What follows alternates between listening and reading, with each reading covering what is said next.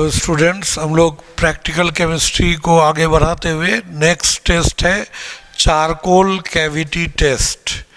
Charcoal cavity test है ना, this test is not specific, मतलब एकदम कंफर्मेटरी टेस्ट नहीं है। ये एक कैजुअल आइडिया, मोटा मोटी एक आइडिया देगा कि कौन सा मेटल हो सकता है, लेकिन एकदम कंफर्मेटरी टेस्ट नहीं है। ठीक है कि सॉल्ट में कौन सा मेटल है, उसका एक कैजुअल आइडिया देगा ये मेटल हो सकता है। एग्जैक्टली कौन है ये नहीं बता सकता। ठीक है, इस टेस्ट में हम लोग क्या करते हैं, इस टेस्ट में सॉल्ट को मिक्स करते हैं सोडियम कार्बोनेट के साथ और थोड़ा सा पानी उसमें मिला देते हैं, मिलाकर एक पेस्ट तैयार करते हैं। और पेस्ट तैयार करके जैसे ये जो होता है, मतलब इस टाइप से,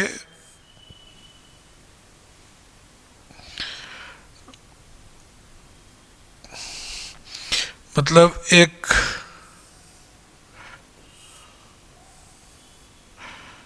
ये इस तरह से हम लोग एक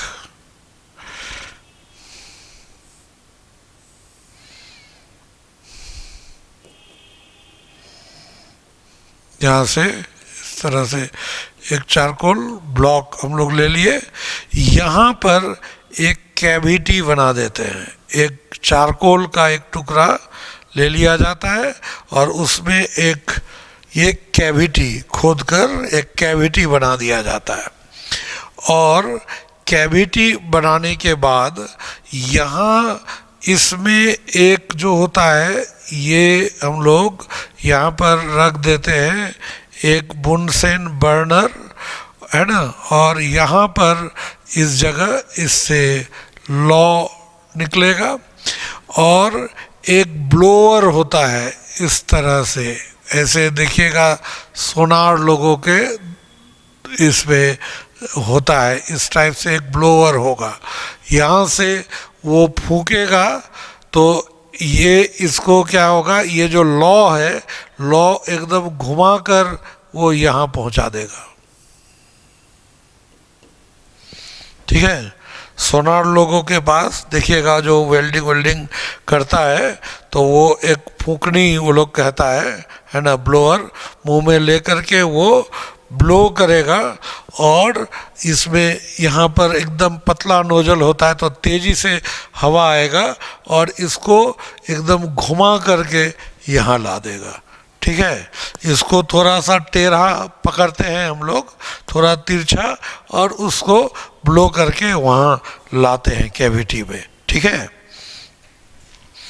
तो ये जो यहाँ पर होगा क्या, इस कैविटी में हम लोग वो जो सॉल्ट है जिसका टेस्ट करना है, उस सॉल्ट को सोडियम कार्बोनेट के साथ मिला देंगे। ये सॉल्ट है सोडियम कार्बोनेट, और स्मॉल अमाउंट में वाटर मिलाकर इसका क्या तैयार कर लेंगे, पेस्ट। और उस पेस्ट को कहाँ रख देंगे, उस पेस्ट को हम लोग यहाँ पर इस जगह रख देंगे। ये पेस्ट को इस कैविटी में रख दिए। ठीक है, इस कैविटी में हम रख दिए पेस्ट को, यहाँ जो कैविटी में रख दिया गया। और तब फिर इसको इससे ब्लोअर को के थ्रू लॉ को यहाँ लाकर इसको हीट किया गया। तो हीट करने पर क्या होता है, ये जो पेस्ट को उस कैविटी में रखने के बाद जब हीट किए तो ये एक्सचेंज कर लेता है आयन, ये यहाँ चला जाएगा और ये इधर चला आएगा। तो देखिए सोडियम आ गया एनायन के साथ, सोडियम एनायन के साथ, और ये कैटायन चला गया कार्बोनेट के साथ, और वाटर जो था वो एक्स्ट्रा हीट किए तो वेपर बनकर निकल गया। तो ये सोडियम कार्बोनेट का क्या काम हुआ, सोडियम कार्बोनेट ये सॉल्ट को, जो भी सॉल्ट हो उसको कार्बोनेट में कन्वर्ट कर दिया, है ना। मेटल कार्बोनेट में कन्वर्ट करने का फ़ायदा क्या हुआ वो देखिएगा इसके आगे। इसका फ़ायदा यहाँ क्या हुआ कि अब ये जो कार्बोनेट है और ये चारकोल ब्लॉक जो था वहाँ तो कार्बन ही है ना, चारकोल में क्या है, कार्बन है। तो कार्बन उसके साथ रिएक्ट करके उसको क्या करेगा, उसको रिड्यूस कर देगा, उसको रिड्यूस करके डायरेक्ट मेटल बना दिया है ना, और CO या CO2 गैस ये बाहर निकल गया। कभी कभी ऐसा होता है कि मेटल कार्बोनेट को जब हीट करते हैं तो कुछ मेटल कार्बोनेट ऐसे होते हैं जिसको हीट करें तो मेटल ऑक्साइड में कन्वर्ट हो जाएगा, और वो ऑक्साइड फिर वो जो चारकोल ब्लॉक में कार्बन है उससे रिड्यूस होकर मेटल बनाएगा। मतलब फाइनल रिएक्शन यही होना है। मान लीजिए कोई भी कार्बोनेट है ना, जैसे मान लीजिए हम लोग ऐसे लेते हैं MgCO3, इसको हीट करेंगे तो MgO बन गया प्लस CO2 गैस निकल गया।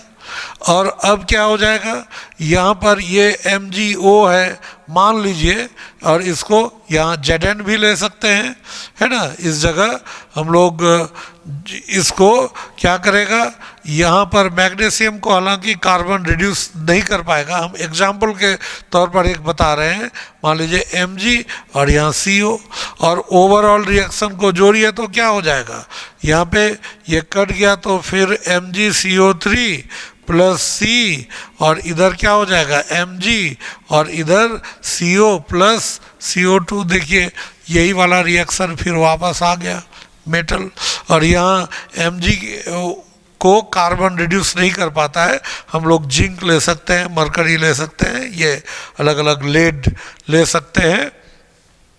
तो इस तरह से यहाँ पर रिएक्शन होता है। तो कैविटी में क्या किए, सॉल्ट को पहले सोडियम कार्बोनेट के साथ मिक्स करके थोड़ा पानी डालकर एक पेस्ट बना लिए, वो कैविटी में डाल दिए, वहाँ पर हम बुनसेन बर्नर को ब्लोअर के थ्रू वहाँ से गर्म करके ये गर्म किया गया, उससे क्या हुआ, वो जो सॉल्ट है कार्बोनेट में कन्वर्ट हो गया, और कार्बोनेट उसी चारकोल में जो कार्बन है उसके द्वारा रिड्यूस होकर मेटल का फॉर्मेशन किया। ठीक है, अब वो जो मेटल होगा वो, अब हम लोग ये इतना चीज करेंगे, उसके बाद अब हम उसको ऑब्जर्व करेंगे। इतना काम कर लिए और अब कुछ देर के लिए छोड़ देंगे है ना, ठंडा होने के लिए, और तब हम कैविटी को ऑब्जर्व करेंगे। मतलब कैविटी बना हुआ है, ऐसे पकड़ के उसमें उंगली से ऐसे उसको बार बार ऐसे चेक करेंगे कि कैसा कैविटी रहा, उसमें मेटल बढ़ गया। तो कैविटी चार तरह का आता है, एक स्मूथ कैविटी आएगा, एक रफ कैविटी आएगा, एक आएगा आपको फ्यूमिंग कैविटी, और एक आएगा ये इनफ्यूजिबल कैविटी। कितने तरह के कैविटी आएंगे, चार तरह के कैविटी। मतलब ये जो हम लोगों ने लिया था यहाँ पर, इसको अगर क्रॉस सेक्शन हम लोग काटें है ना, क्रॉस सेक्शन काटें तो ये हम लोग को दिखेगा कुछ इस टाइप से। तो इसका हम लोग ये जो स्मूथ कैविटी है ये हम लोग ऐसे बना लिए,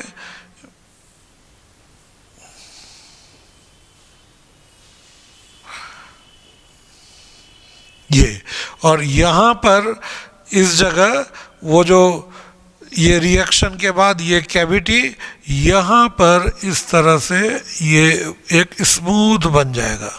यहाँ अगर आप ऐसे कीजिएगा, टच कीजिएगा तो एकदम स्मूथ हो जाएगा। ठीक है, कहीं भी किसी तरह का रफ सरफेस नहीं आएगा। तो ये स्मूथ कैविटी, ये स्मूथ कैविटी तब होता है जब यहाँ पर कौन आएगा, वो मेटल, ये मेटल आया, वही मेटल रहेगा स्मूथ कैविटी मेटल। और इसमें कौन कौन हो सकता है, मरकरी ये, और SN का भी कौन सा, +4 स्टेट में सॉल्ट होगा। मतलब अगर ऐसा कैविटी आया स्मूथ कैविटी, टच करके देखे तो यहाँ पर क्या होगा समझ जाइए, इसमें से कोई हो सकता है। ठीक है, इसमें से कोई हो सकता है, कंफर्म नहीं ना हुआ, कैजुअल, इसमें से कोई एक हो सकता है, एग्जैक्ट कौन है ये नहीं बताया। यहाँ पर मेटल जो है वो लिक्विड स्टेट से ये सॉलिड स्टेट में गया और सॉलिडिफाई हो गया और स्मूथ सरफेस दिया, तो मेटल लिक्विड से सॉलिड स्टेट में गया। दूसरा होता है रफ कैविटी। दूसरा रफ कैविटी या उसको इनक्रस्टेशन कैविटी कहते हैं। इसमें क्या होगा, रफ कैविटी में ये इस तरह से मान लीजिए ऐसे हम लोग उसको बनाए, तो यहाँ पर ये तो कैविटी है और इस जगह जो होगा यहाँ इस तरह से ऐसा रफ खुरदरा सरफेस होगा। ठीक है, तो खुरदरा सरफेस होना, ये जो रफ कैविटी हुआ, तो खुरदरा सरफेस का होना इंडिकेट करता है कि ये मेटल नहीं है, ये क्या है, मेटल ऑक्साइड है। ये जो गर्म किए थे लिक्विड बना था, फिर वो सॉलिडिफाई हो गया, लेकिन यहाँ पर वो क्या है, मेटल ऑक्साइड है, ये मेटल में कन्वर्ट नहीं हुआ। मेटल में कन्वर्ट होता तो ये स्मूथ सरफेस होता, ये मेटल में कन्वर्ट नहीं हुआ, इसलिए ये क्या हो जाएगा, यहाँ पर ये रफ सरफेस। क्यों, क्योंकि रफ कौन होता है, ये मेटल ऑक्साइड आयोनिक कंपाउंड होगा। आयोनिक कंपाउंड ही अगर रहेंगे तो उसका क्रिस्टल रफ होता है और रफ सरफेस वही प्रोवाइड करेगा, तो ये आयनिक कंपाउंड होंगे। लेकिन कौन सा मेटल होगा ये क्लियर हो जाएगा कि बाकी और दो कंडीशन है, उसमें जो जो मेटल है उसके अलावा जितना भी मेटल हो सकता है वो इस रफ कैविटी वाले कंडीशन में आ जाएगा। फ्यूमिंग कैविटी में क्या होता है, यहाँ पर इस तरह से ऐसे होगा, यहाँ मान लीजिए ये कैविटी है और यहाँ पर इस तरह से तो है ही, और यहाँ से इस तरह से ये धुआं निकलता रहेगा, इस तरह से ये फ्यूम्स, यहाँ पर फ्यूम्स निकलते रहेंगे। इसका मतलब ये तो लिक्विड, यहाँ पर इस जगह सॉलिड भी है, लिक्विड भी है और वेपर निकल रहा है, गैस, ये वेपर, यानी कि ये हो सकते हैं यहाँ पर मेटल, इस जगह भी मेटल ऑक्साइड ही है, मेटल नहीं है, ये केवल मेटल एक ही कंडीशन में आता है, कहाँ पर, सिर्फ स्मूथ कैविटी में, बाकी सब जगह मेटल ऑक्साइड ही होते हैं। और ये मेटल ऑक्साइड ये कैसा हो जाएगा, वोलेटाइल होगा, है ना, वेपर बनकर ये, और वोलेटाइल है इसलिए जो गर्म किए तो धुआं जैसा मिल रहा है। और ये किसका होगा, आर्सेनिक ऑक्साइड और एंटीमनी का ऑक्साइड होगा, यही वोलेटाइल होता है। तो यानी फ्यूमिंग कैविटी अगर मिल रहा है तो समझ जाइए वहाँ जो सॉल्ट था, सॉल्ट में कैटायन कौन था, या तो आर्सेनिक था या एंटीमनी रहा होगा। ठीक है, ये एक आइडिया मिला। नेक्स्ट हम लोग जो देखते हैं रिफ्रैक्टरी मटेरियल ऑक्साइड, इसमें इनफ्यूजिबल कैविटी। इनफ्यूजिबल कैविटी में क्या होता है, ये हम लोग इस तरह से, ये इनफ्यूजिबल, ये कभी भी मतलब सॉलिड से लिक्विड में गया ही नहीं। ये इनफ्यूजिबल मतलब कभी वो, ये जो कभी ये पिघला ही नहीं, यहाँ पर ये पिघला ही नहीं। ठीक है, तो इस जगह ये इनफ्यूजिबल कैविटी ये हो गया, ये पिघला ही नहीं, तो यहाँ पर भी मेटल ऑक्साइड है और ये मेटल ऑक्साइड कभी पिघला ही नहीं, है ना, ये यही कहलाता है रिफ्रैक्टरी। तो जानते हैं ना रिफ्रैक्टरी मतलब क्या, रिफ्रैक्टरी मटेरियल का मतलब होता है, हम लोग क्या कहते हैं इसको, दुर्गलनीय पदार्थ, ऐसे पदार्थ जो गलते नहीं हैं, जिसका मेल्टिंग पॉइंट बहुत ज़्यादा होता है, नॉर्मल कंडीशन में या 400-500 डिग्री सेल्सियस पर हीट करेंगे वो लिक्विड में कन्वर्ट करेगा ही नहीं। तो ये मेटल ऑक्साइड्स जो होते हैं यही रिफ्रैक्टरी मटेरियल्स होते हैं। रिफ्रैक्टरी मटेरियल्स मतलब ये रिफ्रैक्टरी मटेरियल मतलब क्या हो जाएगा, ऐसे मटेरियल जो कभी पिघलेंगे नहीं, इसका मेल्टिंग पॉइंट हाई होता है, हाई मेल्टिंग पॉइंट की वजह से ये पिघलेगा ही नहीं। ठीक है, ये हमेशा सॉलिड कंडीशन में रहा। तो ऐसा कौन कौन हो सकता है रिफ्रैक्टरी मटेरियल में, Al2O3, MgO, SnO यहाँ +2 स्टेट में है, और ZnO, ये सब का मेल्टिंग पॉइंट हाई है, इसलिए ये कभी पिघलेगा ही नहीं, यहाँ पर हमेशा सॉलिड ही रहा, कभी लिक्विड बना ही नहीं। तो अगर इनफ्यूजिबल कैविटी है तब ये सारे मेटल हो सकते हैं। अगर इसमें मान लीजिए फ्यूमिंग कैविटी आया तो आर्सेनिक और एंटीमनी हो सकता है। और अगर स्मूथ कैविटी है तो उसमें मेटल्स कौन, मरकरी हो सकते हैं, लेड हो सकते हैं, टीन हो सकते हैं। और जो बाकी जो रफ कैविटी था वो इसके अलावा कुछ भी हो, बाकी सारा मेटल में से कोई भी हो सकता है ना। तो इसीलिए ये एक कन्फर्मेटरी टेस्ट नहीं है कि केवल एक पर्टिकुलर मेटल के लिए ये टेस्ट हो, ऐसा नहीं है। ये क्या है, ये एक कैजुअल आइडिया दे दिया कि ये हो सकता है। तो वहाँ से कुछ हम लोग अलग करेंगे और फिर उसके बाद हम लोग और अलग करेंगे। जैसे बताते हैं ना कि आप लोग जो प्रैक्टिस करते हैं, इतना सारा क्वेश्चंस होता है ना, इतना सारा क्वेश्चंस होता है, और ऐसे मतलब उसको बनाते हैं आप लोग। तो क्या कहा जाता है, क्वालिफाई होने के लिए 10-10 बार 15-15 बार बुक बनाना चाहिए। तो इतनी मोटी मोटी किताबें हैं, अगर उतना बार बनाइएगा तो you will not have time, proper time to solve those questions, कैसे करेंगे।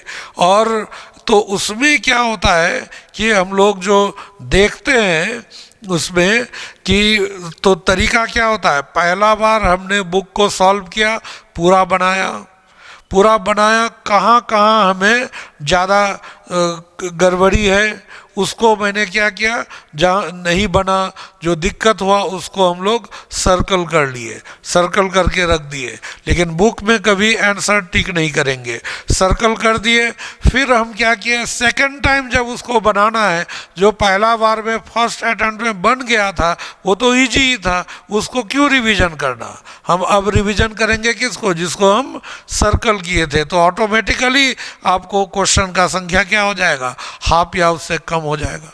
फिर सेकंड टाइम बनाए तो कुछ और बन गया, है ना, इसलिए वो पेंसिल से गोल करना होता है, कुछ और बन गया, कुछ अब भी डिफिकल्टी हमसे नहीं बना तो सेकंड टाइम फिर कुछ और घटेगा, थर्ड टाइम और कम होगा। तो ऐसे करते 4-5 बार में वो क्वेश्चन का नंबर बहुत कम में आकर रुक जाता है, और उसी को हम लोग फिर उसको बनाते हैं।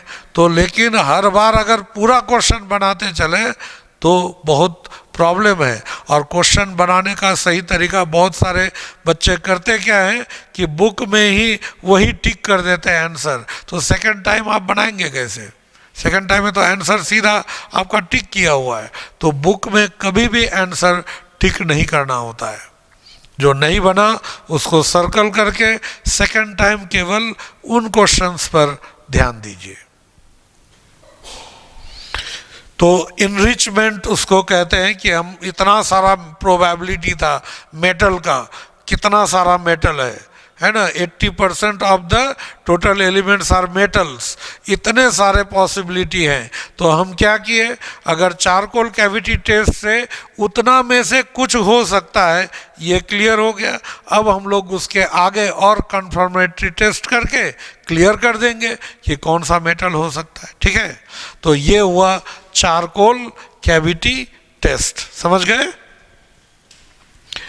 अब इसी का थोड़ा सा बढ़ा हुआ रूप है कोबाल्ट नाइट्रेट टेस्ट। इसमें एक क्वेश्चन है कि explain the function of sodium carbonate in charcoal cavity test. क्या फंक्शन है, सोडियम कार्बोनेट क्या कर रहा था, ये कार्बोनेट में कन्वर्ट कर रहा था ना सॉल्ट को। कार्बोनेट में कन्वर्ट करने से क्या फ़ायदा हुआ कि वो जल्दी डिकम्पोज करके मेटल का ऑक्साइड बना देगा, फिर उसको रिड्यूस कर सकते हैं। ठीक है, इसीलिए उसको अगर डायरेक्ट हम लोग कोई और सॉल्ट है जैसे क्लोराइड है, तो क्लोराइड का तो हीट करेंगे भी तो ऑक्साइड थोड़े ना बनेगा, और क्लोराइड को जल्दी रिड्यूस नहीं कर पाएंगे। तो इजीली रिड्यूस कर सके इसके लिए सोडियम कार्बोनेट क्या करता है, पहले वो मेटल सॉल्ट को कार्बोनेट सॉल्ट में कन्वर्ट कर देता है ताकि वो इजीली डिकम्पोज होकर ऑक्साइड बने और वो इजीली रिड्यूसिबल हो, आसानी से रिड्यूस हो सके, ऐसा किया जाता है। ठीक है, अब इसके बाद लेते हैं cobalt nitrate test. Cobalt nitrate test क्या है, extension of charcoal cavity test. ये it is the extension of charcoal cavity test. ये चारकोल कैविटी टेस्ट का ही एक्सटेंशन है। और कौन सा सबसे लास्ट वाला कैसा था, लास्ट वाला जो सरफेस कैसा था, इनफ्यूजिबल कैविटी था ना, यानी रिफ्रैक्टरी मटेरियल्स थे वहाँ मेटल ऑक्साइड, तो वही इन्वॉल्विंग इनफ्यूजिबल कैविटी। केवल उसी को फिर हम लोग क्या करते हैं, आगे बढ़ाएं। बताए ना कि पहले हमें कैजुअल आइडिया दिया, एल्युमिनियम ऑक्साइड हो सकता है, मैग्नीशियम ऑक्साइड हो सकता है, जिंक ऑक्साइड हो सकता है, टिन ऑक्साइड हो सकता है इनफ्यूजिबल कैविटी वाले कंडीशन में। लेकिन उसमें से कौन होगा ये पता करने के लिए उसके आगे का ये टेस्ट है कोबाल्ट नाइट्रेट टेस्ट। इसमें क्या करते हैं, इसमें वो तो इनफ्यूजिबल कैविटी जो आया ही आया, मतलब इनफ्यूजिबल कैविटी जो था यहाँ पे, और इसके अंदर वो तो था ही इनफ्यूजिबल कैविटी, वो पिघला ही नहीं कभी, तो इनफ्यूजिबल कैविटी ये था। और इसमें हम लोग थोड़ा सा क्या करते हैं, यहाँ पर ऊपर में इसके ऊपर थोड़ा सा हम लोग और इसमें मिला देते हैं, क्या इसमें कोबाल्ट नाइट्रेट मिला देते हैं। कोबाल्ट नाइट्रेट, या इसको हम लोग कोबाल्टस नाइट्रेट भी कहते हैं।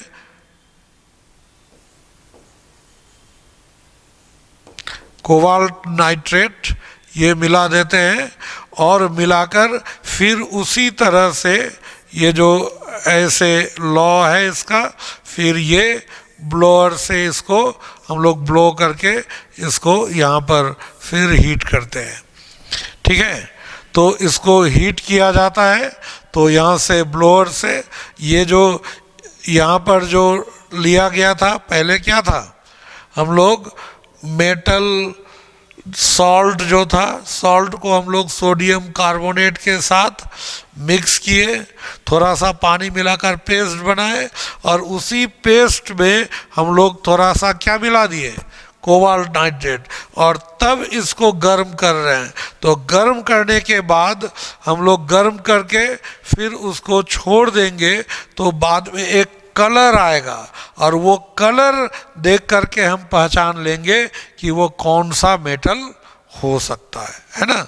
वो कलर देखिए कैसे, वो कलर क्या होता है, जैसे देखिए ये कोबाल्ट नाइट्रेट था, जो हीट किए तो कोबाल्ट ऑक्साइड बना, NO2 गैस और O2, ये गैस बाहर निकल गया, ये तो गैस है बाहर निकल गया, ये कोबाल्ट ऑक्साइड बच गया, और कोबाल्ट ऑक्साइड या O छूट गया है।